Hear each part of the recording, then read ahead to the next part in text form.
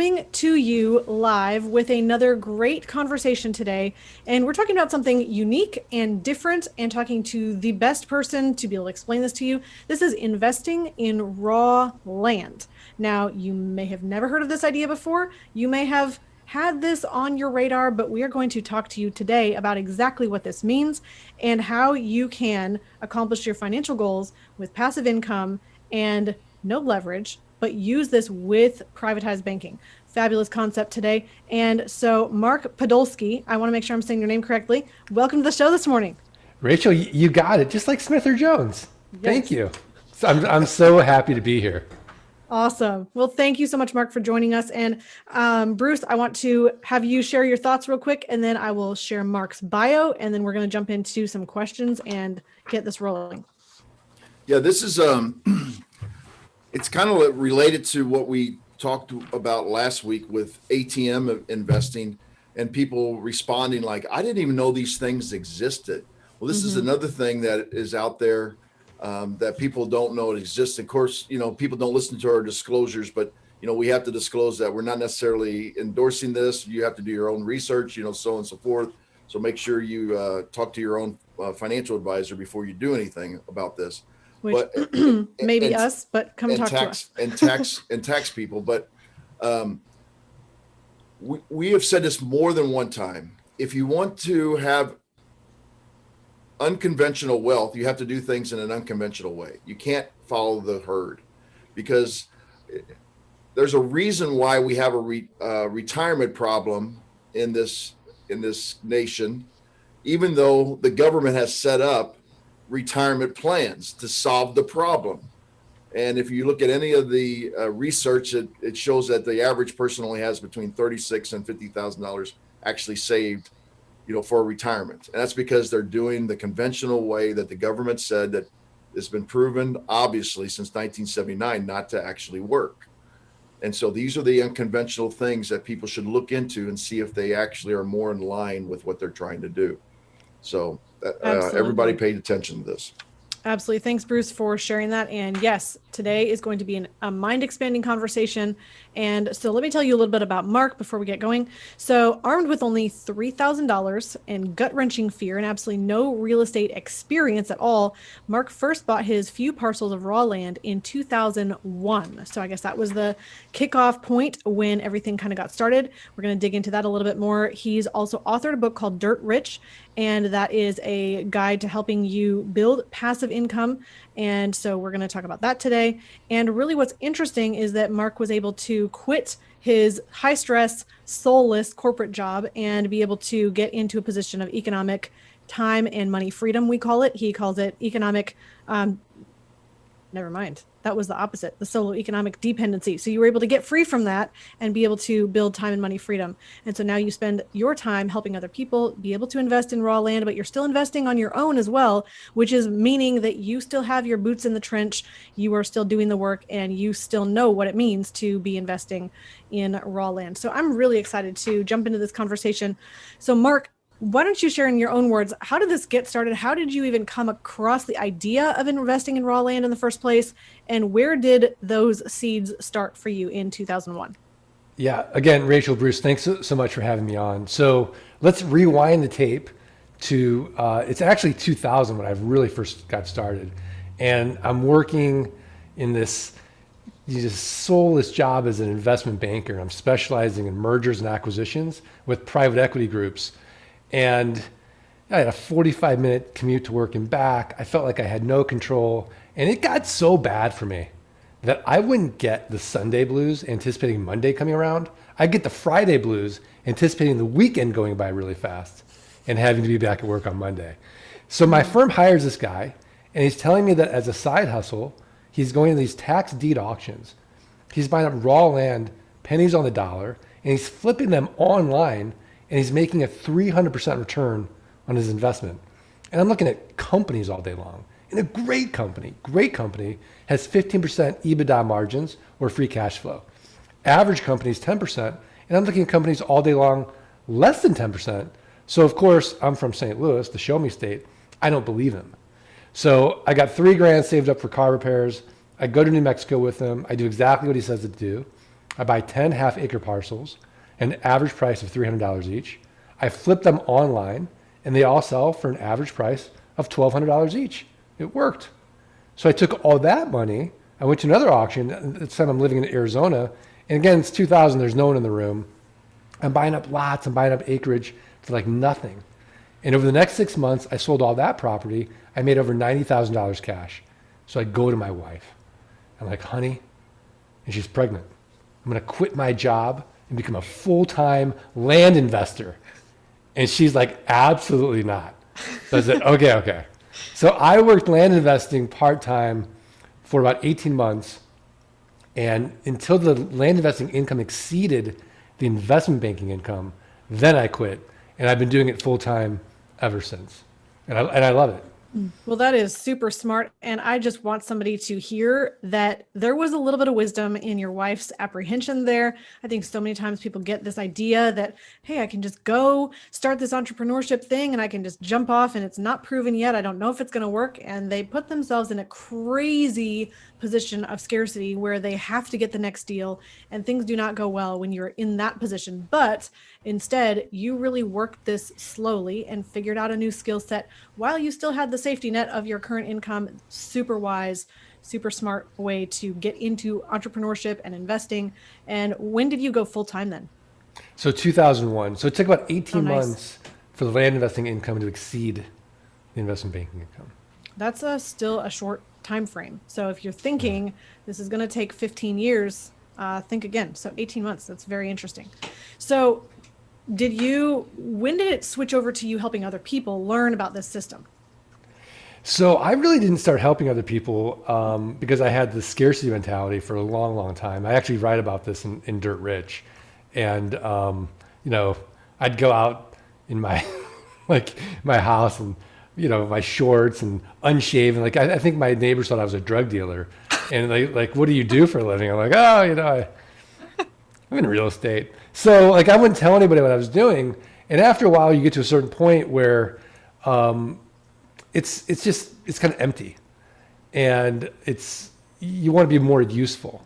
So yeah, the land investing business helps my family, but no one really ever said to me after buying a piece of land from me, you changed my life in this land investment.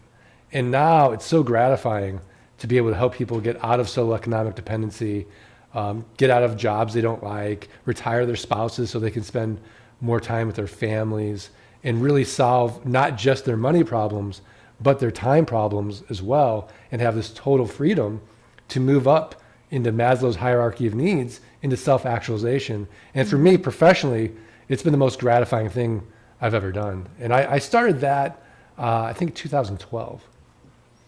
That is awesome.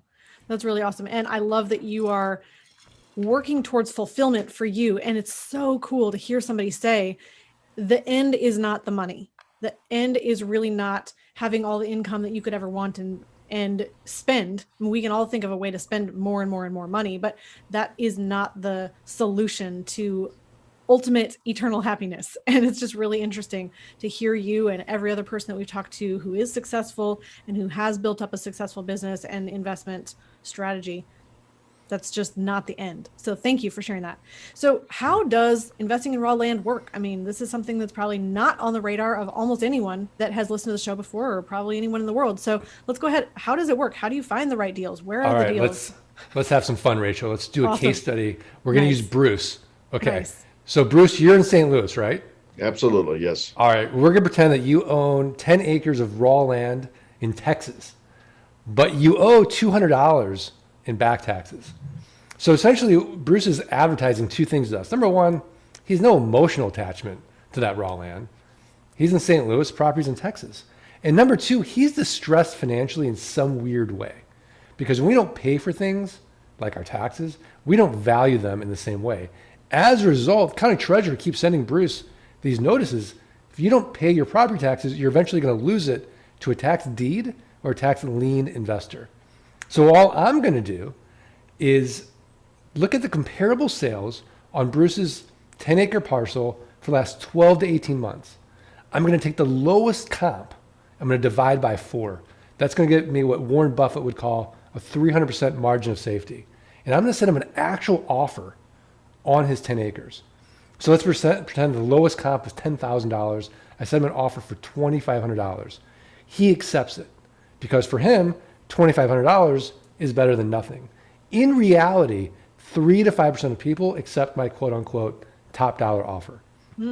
Now, once he accepts it, I have to go through this in-depth research or due diligence. I got to confirm Bruce still owns the property. I got to confirm back taxes are only $200. I have to make sure there's been no breaks in the chain of title. There's no liens or encumbrances. I want to know what's the ingress and egress. Is there legal access? What's compelling about the property? What are the neighbors doing? How far from services? What are the roads like? So all this due diligence, I outsource to my team in the Philippines because they're connected to an American title company. And it costs about $11. So we get this title report. Now, if I'm going to spend $5,000 or more, I'm actually going to close traditionally through a title company.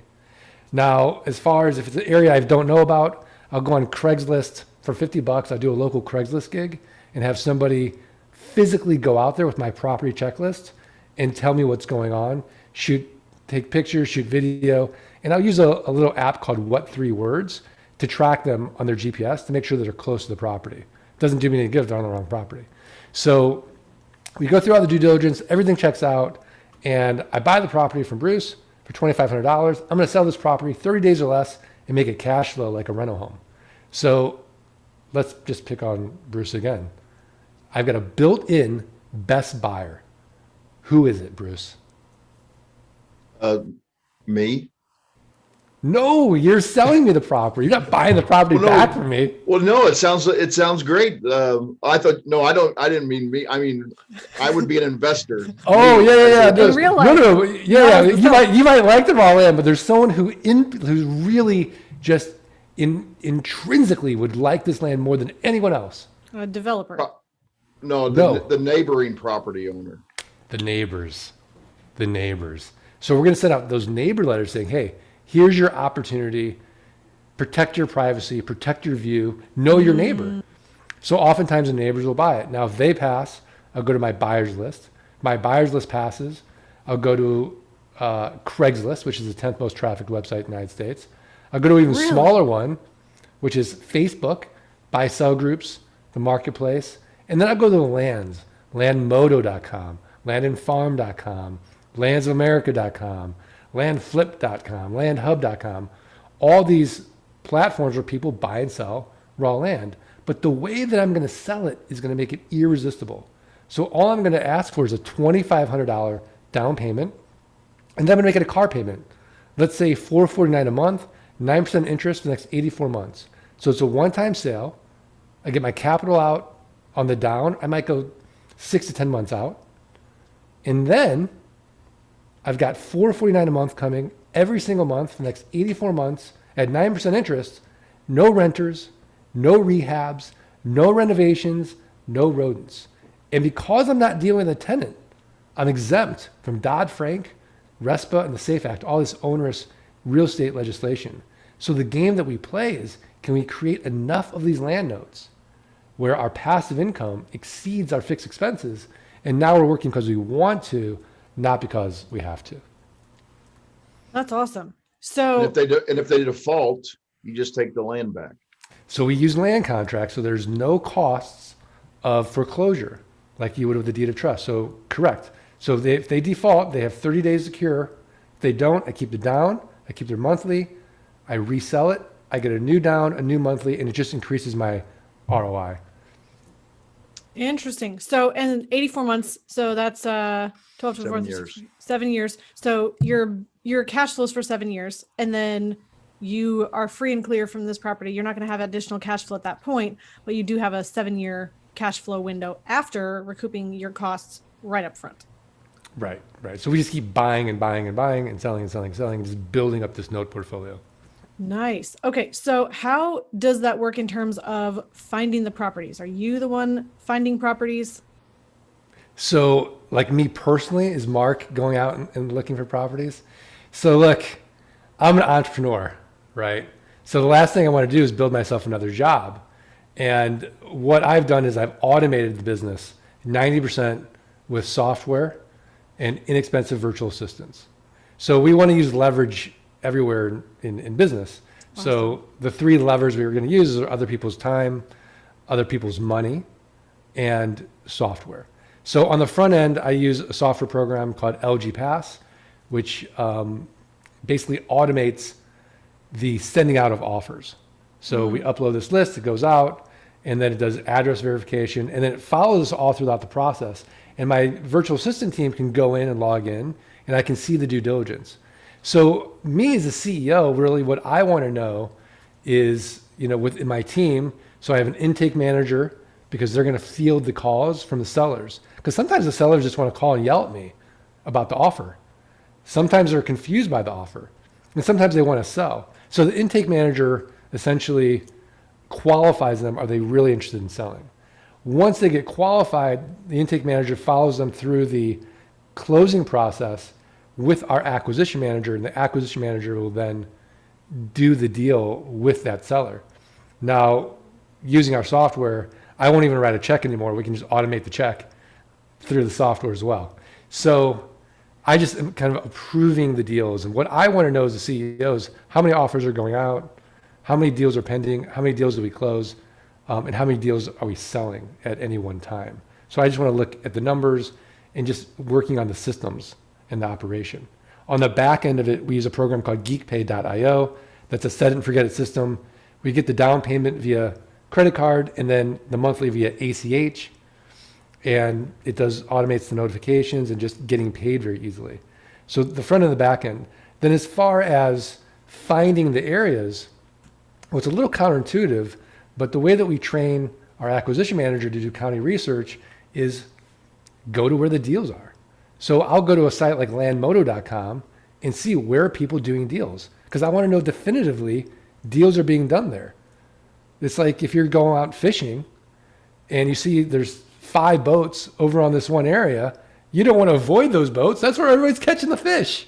So we want to go where those are. And I know it's counterintuitive, but that's essentially how we do our county research, is we want to know there's deals being done there. Now, we'll certainly test other areas, but we won't go big until we know that there's a strong market there.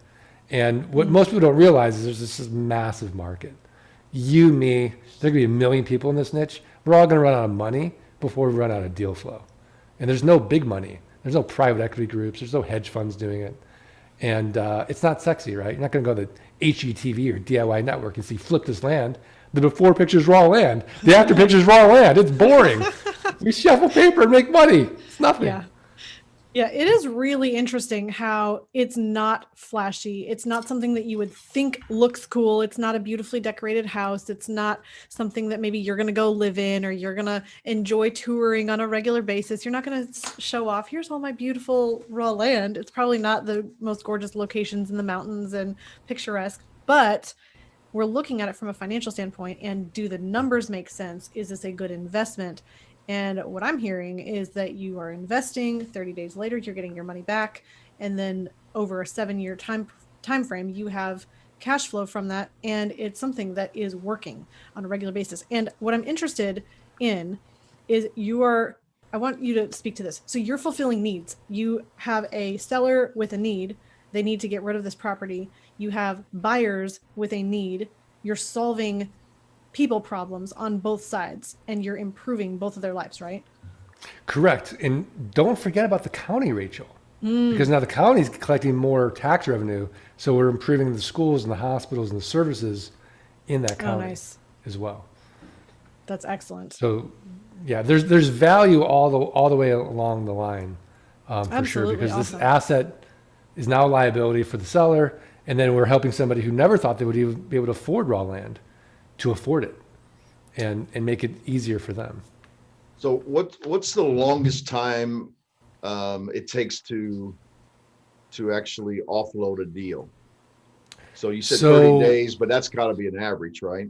Right. So the metric that I use is, like, this doesn't sell in 30 days. Something has to change. Maybe we have to lower the down payment. Maybe we have to lower the monthly payment.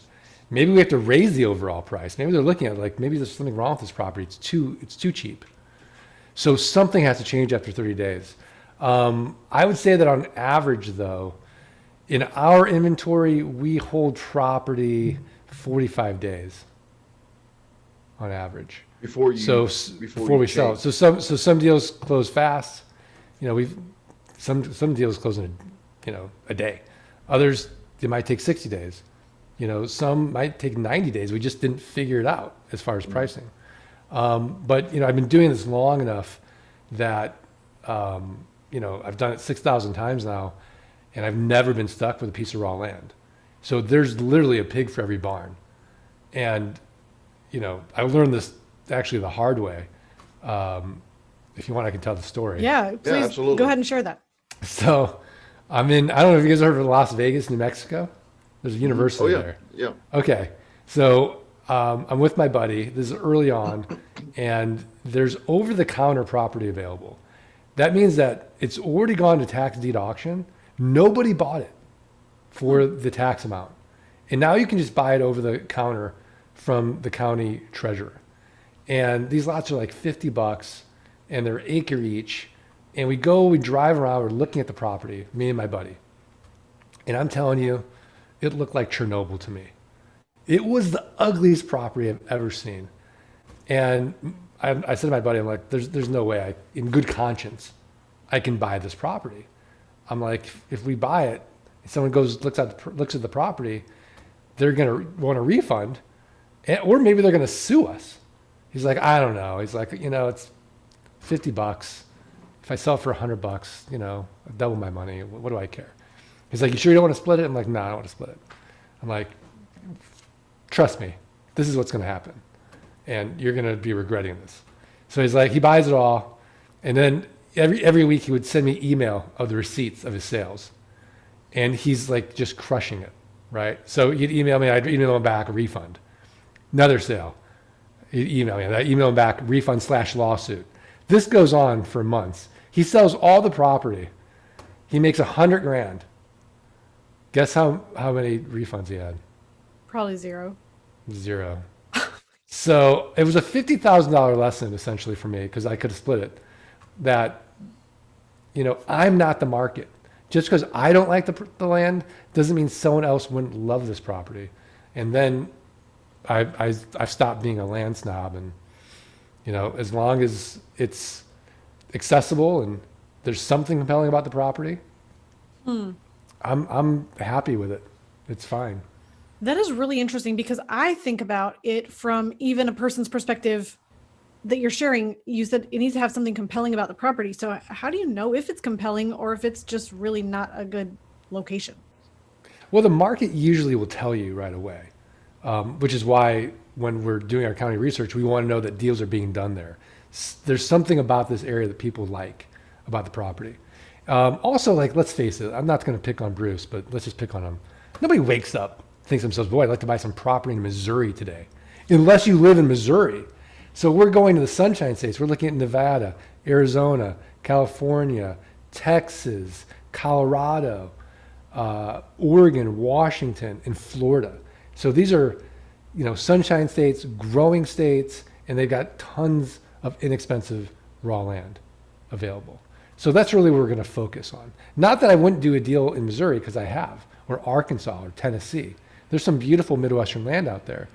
But generally speaking, your biggest buyer pool are going to be in those areas. Interesting. And then I'm thinking about the person who purchases the land from you. I mean, who knows what they're going to do with it, but maybe they're developing it into another neighborhood. Maybe they're putting a ski resort. I don't know. That was the next question I was going to ask is, what percentage do the neighbors buy? So for us, the neighbors are buying 30% of the time. And then I would say right now, our best lead source is Facebook, actually. We close about a deal a day. Well, no, I would say a deal a week on our buyers list. So we do this deal of the week. We're going to work on growing that. We want to do a deal a day in our buyers list. But right now we're doing one a week on the buyers list. Craigslist kind of ebbs and flows depending on their algorithm. It changes, as does Facebook. But right now, Facebook's been our best lead source.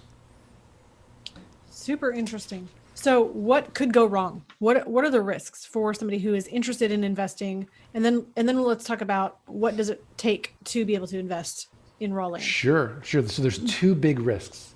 The first one is an environmental risk.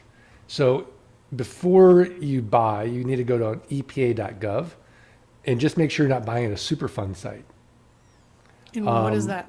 A Superfund site is like if you're manufacturing and you've polluted the land, that company then is liable for the cleanup, and it's millions of dollars to clean it up.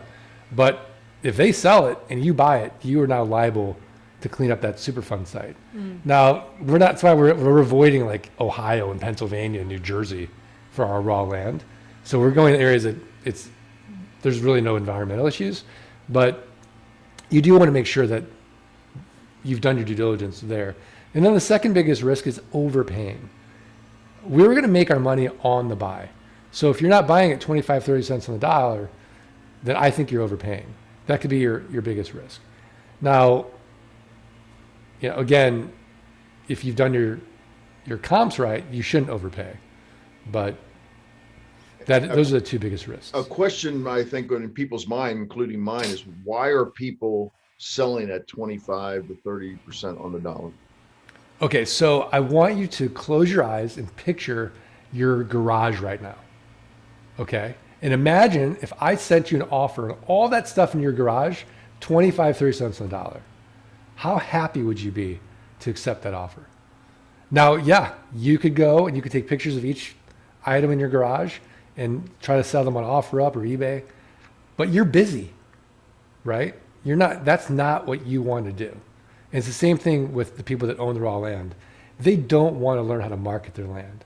They're not going to take the time, like in your example, you're not going to drive down your land in Texas, put a sign up and start fielding calls. The local brokers, they don't want these deals either. So really, it's not so simple to sell for sale by owner if you don't know what you're doing. So it's a simplicity situation. It's simplicity. And probably some of this land was actually inherited land too, that people have just been passing. They're like, I'm not even that, like you said, emotionally attached to it. Right. Although I guess inherited land sometimes can be very emotional.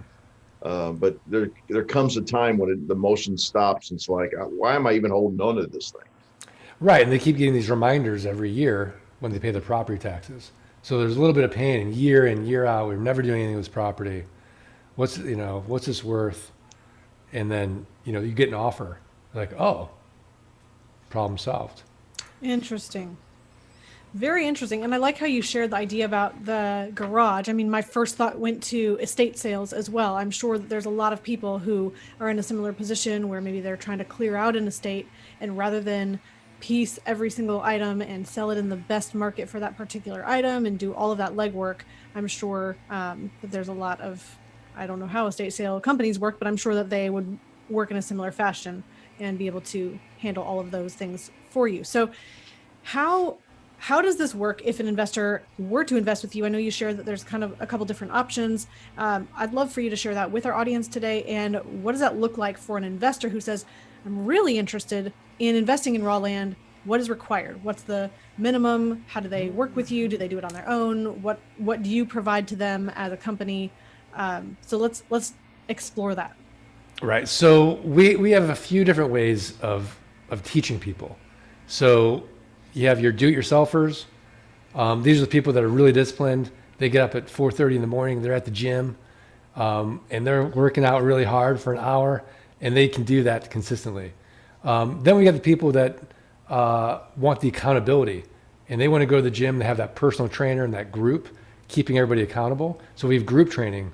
And then we have the people who are just really want to take this and make it big, and we have one-on-one coaching for those people as well.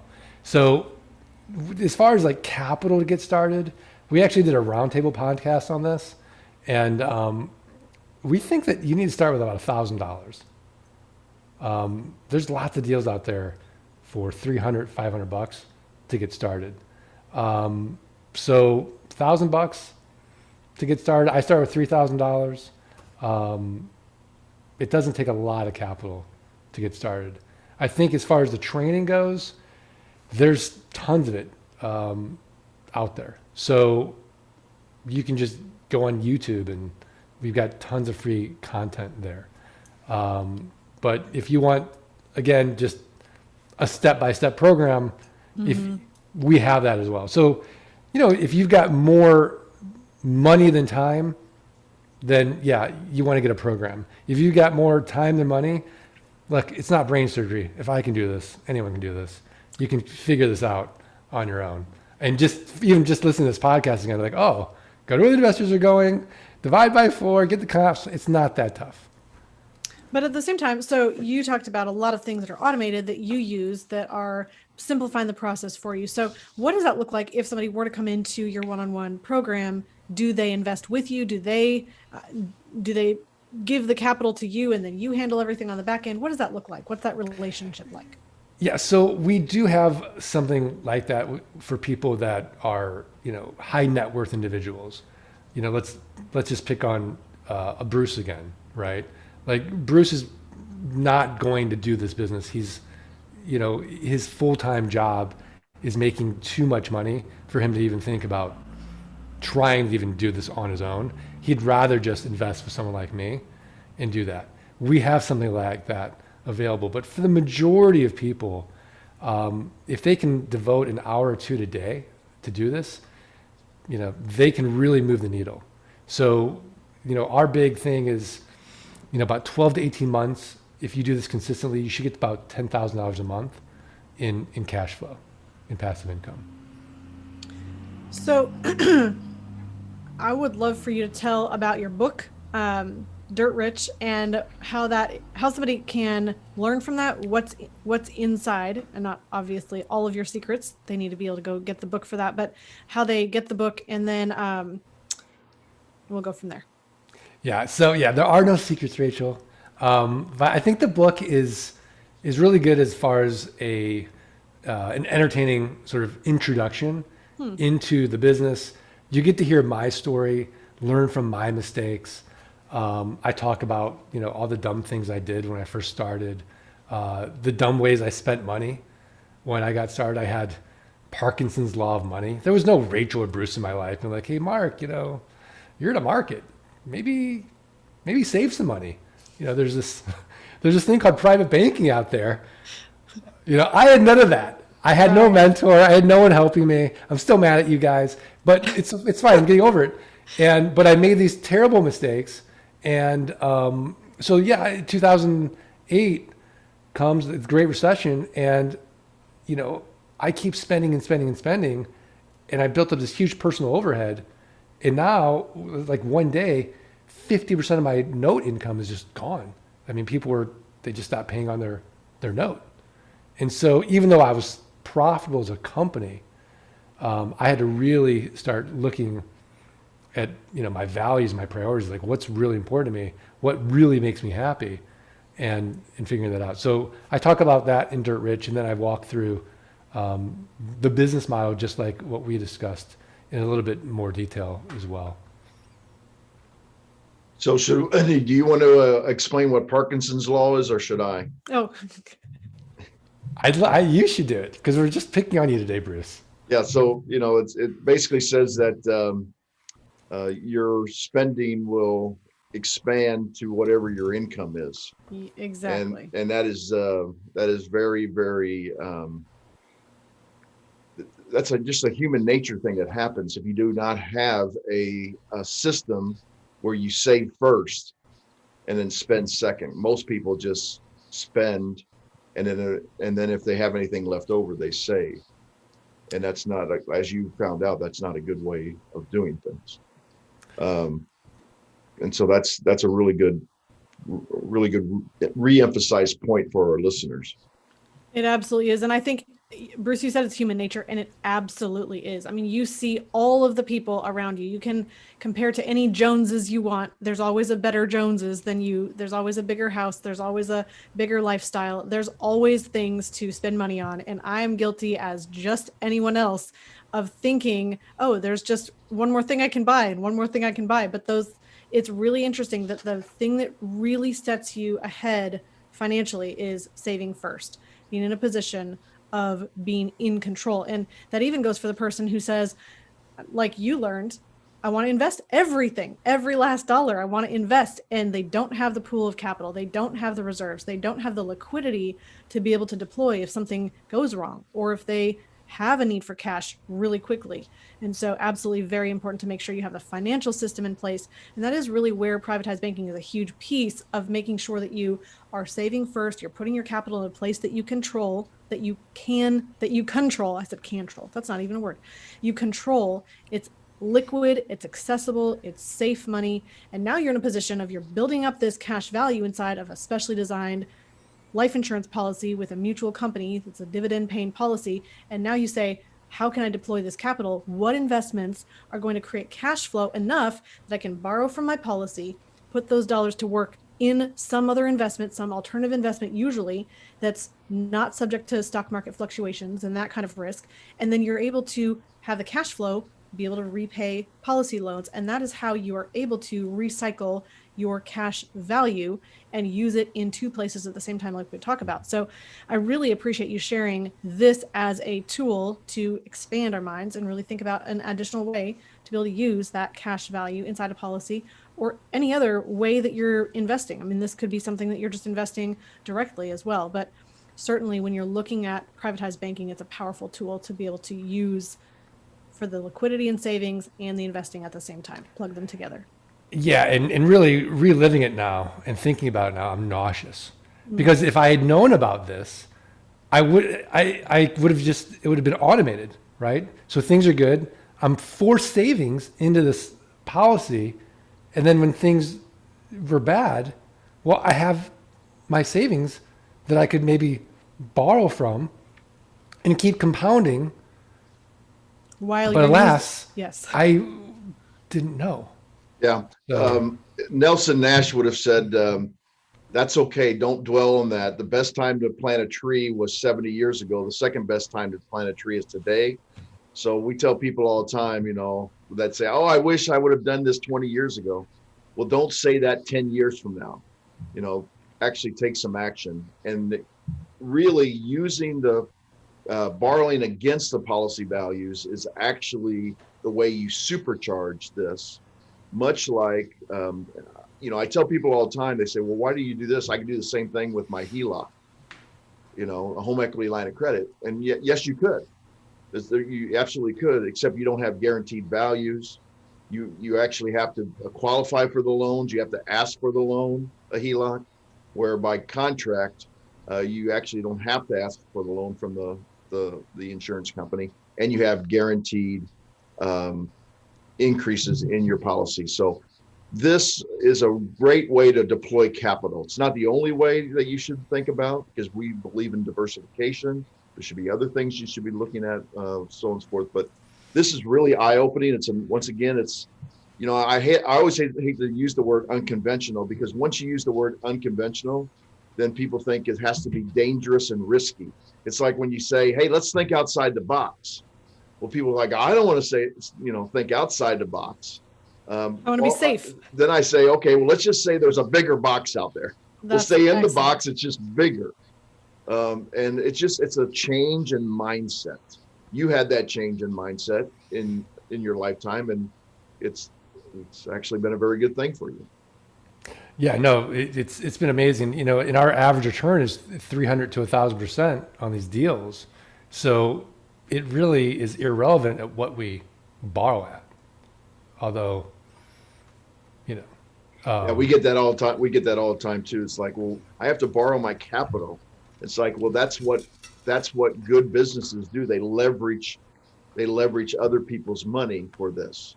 And just in case somebody is coming into the conversation right now and saying, I have no idea what you're talking about, when you have a privatized banking policy or a specially designed whole life insurance policy, that cash value is continuing to grow. You borrow against that cash value with a policy loan. You're taking the life insurance company's money. You're not taking your own money out, which is why yours keeps growing. But what's interesting is there is a loan rate attached to that. You will pay for the cost of capital. You always pay for the cost of capital. But the arbitrage is powerful when you realize maybe you can borrow at 5%, but you're making 300 to 1,000% over here. That's That's no-brainer. a no-brainer. Yeah. Right. Yeah. This is interesting. Go ahead. So Mark, Well, where do yeah, you see but what I love about you guys is that, you know, because I remember I had friends in 2010, like they were over leveraged, and the only reason I was doing everything cash, but I wasn't growing as fast as them. So they had bigger houses and bigger cars than me. Some guys even had boats. But when, you know, what's a banker like? What's the cliche? A banker's an umbrella when it's sunny. right? So as soon as it's rainy, like then they couldn't they had no more access to capital, and so you know, those people who had, if they had known about it, they would have been able to continue as well, because it was only 2 or 3 years to recover and to kind of figure it out. Yeah, that's the value of one thing, Bruce. That's the value of not just enjoying your wealth today and enjoying your income and having Parkinson's law take over and spending everything that you make and kind of going almost underground for a little bit and saying, how do I develop this financial infrastructure that right now might feel like I can't get the boat and the house that I want to have, but I'm developing the ability to have that for the rest of my life and not have to continue to work for the income for it. It just it's a backward step from going right for the thing that you think is going to make you successful and happy. It's really stepping back and saying, how do I put this system in place in my life? And so I just love how you shared that. Go ahead, Bruce. Sorry. Well, I just think this is a way of looking at economics that is sound money, that we have gotten away from in our country. Our politicians talk about this all the time. We have to spend our way out of this recession. And what they don't understand is if you save first before you spend, you don't have the cost of the interest to obtain this. And that's one of the big things about your land deals is there's no leverage on the land. So right. the actual return is much, much greater. And if a person can get this mindset that I'm going to save first, and then I'm going to deploy my capital, and you eliminate the interest that you're paying along the way, you will be much further along in your life. And if our own country would understand that also, we would not be heading towards this fiscal cliff that we are heading towards, because we're being irresponsible with the future debt. And Mark, you haven't heard me say this, but I think it's immoral what we're doing, because we are not only borrowing our way for the Federal Reserve, and the taxpayers don't have a way to actually stop it, but unborn children that have to actually pay for it in the future can't even vote for people to represent them right now. So having cash, the reason I'm saying all this is having cash flowing assets that can contribute to your fiscal health, which you're providing, is one way to offset this into the future. Yeah, I agree. I mean, I forgot what book I'd read, or it was Ray Dalio talking about this, and you know, the over leveraging and fiat money, and I don't know. I mean, you know, it happened in World War II. We're gonna have to reset. Right. The debt's unsustainable unless we reset. Mm-hmm. Right. So it's very interesting. One thing I want to say on that point before we move on, I have young children, and the number one thing that I think of in a world that they can't control the future externals, if you look at the economics of what our government is doing, the only thing I can say is, how can I set up my kids for as much success as possible? How can I develop not only my own capital, but a family banking system? How can I provide them with assets so that wherever my stopping off point is, whenever that is from this earth, they have that infrastructure financially built already underneath their feet, and they have the ability to live free from those clutches. So anyway, just some really interesting thoughts that came out today that are not necessarily even about raw land, but thanks for sharing just all of your thoughts on Parkinson's law and the idea of saving and becoming financially free. So the last thing I'd like to touch on before we end here, Mark, is where do you see this actually innovating into the future, your business and opportunities that will change into the future? Yeah, it's a really good question. So I don't really talk about this a lot, but I have a massive anxiety disorder. So every day I'm anxious and I'm thinking if everything's going to change and everything is going to change, what's not going to change? And I'm always thinking, well, how does this business get disrupted? What's, how do we cover ourselves? And I've been doing it a long time now. And every year the business keeps growing and the market keeps growing. So, but I think about this constantly is, what's our downside risk? Where are the things that we can just get disrupted with technology, whatever it is, because, we have an inefficient market. So the horrible thing about raw land and the great thing about raw land, no one knows what it's worth. It's truly what a buyer and seller agree to. Now, will that change? Maybe. When I do my calculations at the end of the day, I think worst case scenario, we're looking at maybe a 30% gross margin business if it becomes more efficient. I don't know. The other issue that I could see down the line is, so getting back to that original question I ask myself every day, if everything's going to change, what's not going to change? I do believe people will always want a real asset, and they're always going to want a good deal. So as long as those two things remain true, I feel really good about the long-term prospects of this niche. That being said, I don't want to be Kodak. I want to be flexible like a yogi. And, I had a second podcast I called the Best Passive Income Model Podcast. And I'd have people like you on. And my shtick would be, I'd walk them through the model like, do I have the best passive income model? And, 90% it was like a layup. They're like, yeah. And then some people, I think Sharon Lechter, who co-wrote Rich Dad, Poor Dad, she's like, you have the best passive income model for you. So, but I do think that long-term, as the technology gets better, we have access to global talent. I think it's the best time ever to be an entrepreneur.